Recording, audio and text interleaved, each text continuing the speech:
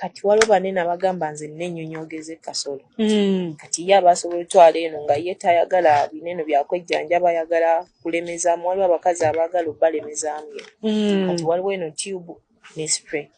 byo biba bisobola okubayambako like okulwawo mukyala oba okulong lastinga okukakasa obutaswala bagiyita batya eno bagiyita superviga tube eno superviga spray wabeerawo abaagala spray wabaawo abaagala tube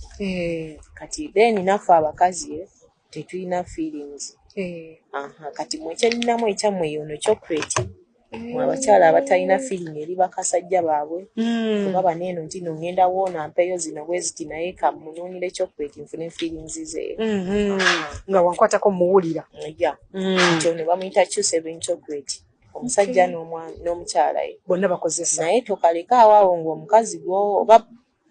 mukwano gwazze kulabako waliwo abakazi ab'emakulayo kati ayinza okukalya ate nga gwe tolina budde obwo bwakubeera naye kati kakolerawo 2 hours ye reaction ya bino ebintu ebiyita mu mubiri then eri tube ne spray ebyo bya ddakiika 5 so zezo product zaffe honey wa 2 hours ne chocolate wa 2 hours kali kasupa bino bya 5 minutes byo byakusiga ku kipa ekinene ekyomusajja